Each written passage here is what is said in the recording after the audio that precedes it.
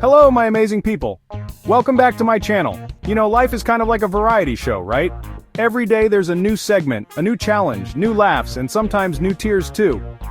Today we're going to talk about a journey that's a bit complicated, a bit controversial, but for some it's their truth. So, here are 10 commandments for your process of moving on from traditional monogamy to your chosen path. It's a journey not for everyone, but for those who are here, this is their destination. This video, my dears, isn't from some book or expert opinion. This is a purely emotional outpouring and a personal process. It comes from the heart, from experience, from sleepless nights wondering if the path taken is the right one. So if you're here to judge, maybe you took a wrong turn, honey. But if you're here to listen, learn, and understand, well, your timing is perfect. Because with every step, every decision, the most important thing is understanding yourself and others. And before we dive into our 10 commandments, just a reminder, folks. In any kind of relationship, monogamous, polygamous, or whatever it may be, respect is non-negotiable. Respect boundaries not just of others but also your own. Value consent, because a yes should always be heartfelt and clear. Love should not be forced. So, if you're ready, get your popcorn and your open mind ready. Let's start the show. First of all, guys, we need to break the chains of habit. We need to accept within ourselves that monogamy, even though it's what society, movies, and sometimes family teach us, is not the only menu item at the fast food restaurant of love. There's chicken, there's steak, there's spaghetti. There are many options, girl. So the first commandment is to reject the idea that there's only one right way. You need to shout to yourself, even if it's just a whisper at first, I don't want to marry just one anymore. This isn't just rebelling for the sake of it. This is recognizing that there are other paths that might be more suitable for you, for who you truly are. That line, I don't want to marry just one anymore, isn't just words. It's a declaration of freedom. It's like that moment you said, I'm not getting my hair cut by that stylist anymore because it always turns out bad. That's the feeling. This is the first step to opening your mind to possibilities.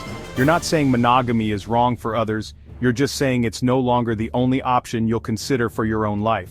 This is just the beginning, but it's the most important part, admitting it to yourself. Because how can the right person, or people, find you if you yourself don't know what you're looking for? Get it? Second, once you're free from the idea that there's only one way, the next commandment is no looking back. Just kidding. You can look back but don't stay there. What I mean is, you should focus on the new opportunities opening up before you. Think of it like leveling up in a game. You don't need to go back to level 1 just to flirt with the little bad guys there. You're on level 2 now, with new challenges, new power-ups. So your mantra should be, I'm chasing new opportunities, not the past. Every day is a chance to build a new story, meet new characters who will become part of your life. All those what-ifs and I wish related to your past monogamous relationship. Throw them in your grandma's old chest. They won't serve any purpose in your new journey. Dwelling on the past is like driving while only looking in the rearview mirror. For sure you'll crash, honey. The focus should be on the road ahead. What are your dreams for yourself in this setup? What kind of connections do you want to build? The energy you use to spend worrying about the past. Invest it now in planning and enjoying your present and future. Forward ever, backward never. Oh, here we go, this is a bit juicy. Third commandment, talk badly about your past relationship if necessary. Wait, before you react, this isn't the cheap kind of bad-mouthing like in a soap opera, not like, oh, their breath stank. Not like that, honey. This is a process of honest-to-goodness evaluation. You need to recognize and admit to yourself why things didn't work out before. What were the red flags you stubbornly tried to turn into pink or white flags back then? You need to be brutally honest. Relationships with red flags should be avoided no matter what. You need to dissect the experience, not to blame, but to learn. Why is this important? Because if you don't recognize the toxic patterns of the past, you'll just carry them into your new relationships. It's like bringing mold into a new house. Yuck. So sit down, grab a paper and write, why did we break up? What were the moments I felt unvalued? What were their habits I don't want to repeat? Identifying these red flags is giving yourself a vaccine against future heartache. So the next time you meet someone and see the same sign, you'll know to slow down and say, I've seen this before. Exit here. Fourth commandment, and this is super important. Don't wait for your ex to give up. Don't hope that one day they'll wake up and say, okay, I agree with what you want. Girl, the crow might turn white and the heron black, but that's not going to happen. Moving on is not a joint decision. It's a unilateral declaration of independence. You, and only you, will decide for yourself. So you'll tell yourself over and over, until every cell in your body believes it. Moving on doesn't depend on them, but on me. Don't hold your happiness hostage, hoping others will change their minds. Waiting is a form of emotional self-harm. It's like waiting for a train at a bus station. It's just a waste of time and effort. When you decide to take the path of polygamy, you have to accept that not everyone will come with you on the journey. And that includes your ex. And that's okay. The important thing is that you are moving forward. Letting go of the need for validation from them is the true beginning of your freedom. You are the star of your movie, not them. Remember that. Fifth commandment. This one's a bit like a project manager. Set a personal goal for age 30, or whatever age is meaningful for you. It could be 25, 35, 40, it's up to you. The point here is to have a timeline.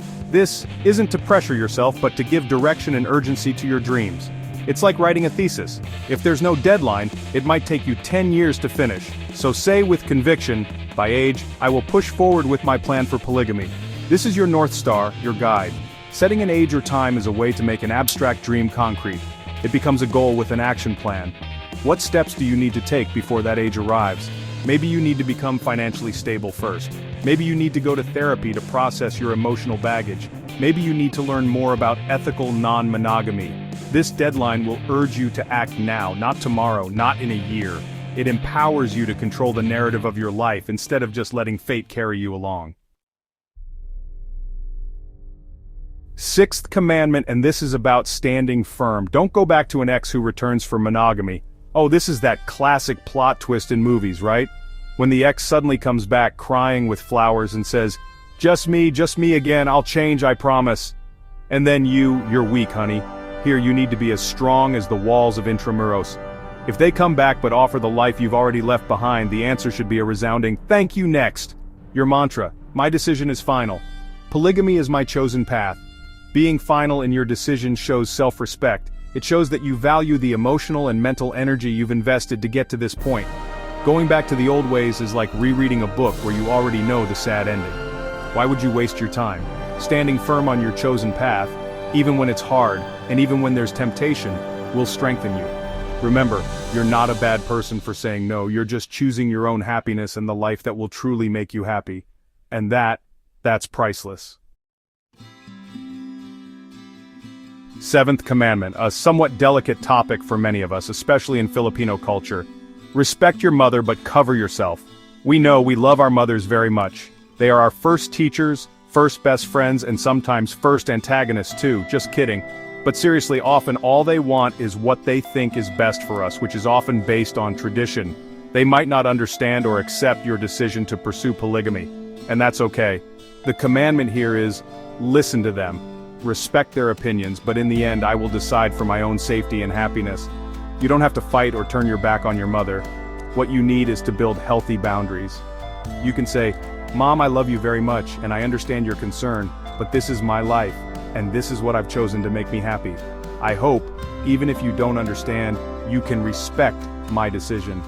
Prioritizing your own safety and happiness isn't selfishness, it's self-preservation. You can't help or make anyone happy if you yourself are miserable because you're trying to fit into a box that's not meant for you. Love your mother, but love yourself enough to live your own truth. Eighth commandment.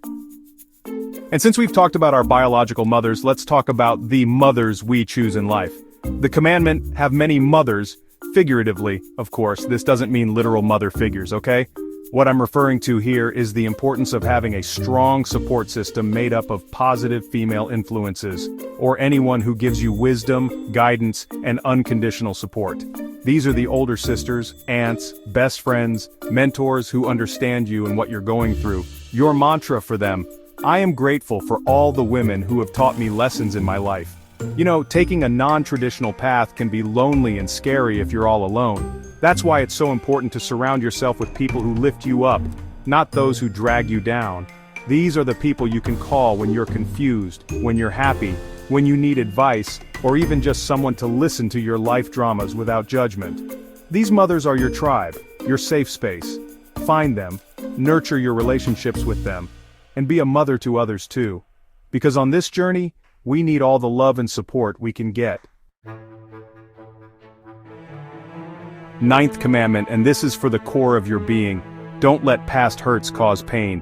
What does past hurts mean? These are the wounds of the past, the resentments, the traumas you still carry. If you let those fester and take root in your heart, you'll be poisoned.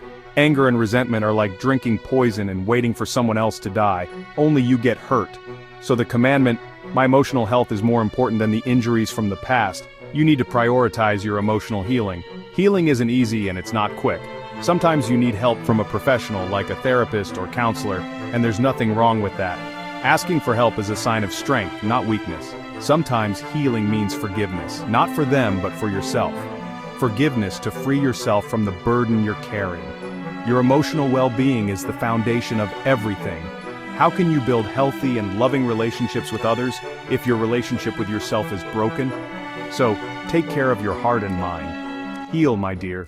You deserve to be whole. And our 10th and final commandment, the grand finale. Stay in polygamy and don't worry about others. Once you've made your decision, once you've started down this path, expect it. There will be opinions, there will be gossip, there will be judgmental eyes. That's just how the world is. There will be people who don't understand you, and it's not your job to make everyone understand. Your job is to be true to yourself and live in a way you know is right for you. So your final mantra, your battle cry, I will stick to my decision and I will not let the opinions of others affect it. Just think of other people's opinions as radio static. It's just background noise. What you should listen to is the music of your own heart. Being firm in your decision doesn't mean everything will be perfect. There will still be challenges and doubts. But as long as you know in your heart that this is your truth, that this makes you happy, and that you're doing it with respect and consent, then you are on the right track. Own your choice. Be proud of your journey, because your life, that's your story. You are the writer, director, and star. Action. There you have it, my amazing friends, our 10 commandments for moving on towards the path of polygamy. But of course, because I love you all, I have a bonus commandment, an emergency one, so to speak.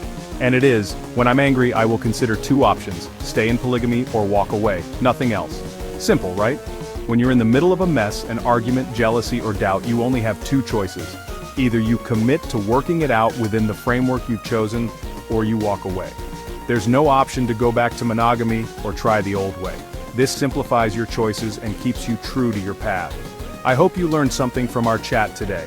Remember, moving on and choosing your own path, whatever it may be, is a very personal process. There's no one-size-fits-all solution. The important thing is to be true to yourself.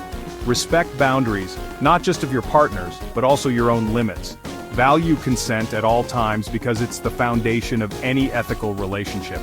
And if you're struggling, don't hesitate to seek the support you need, whether from friends, family, or professionals.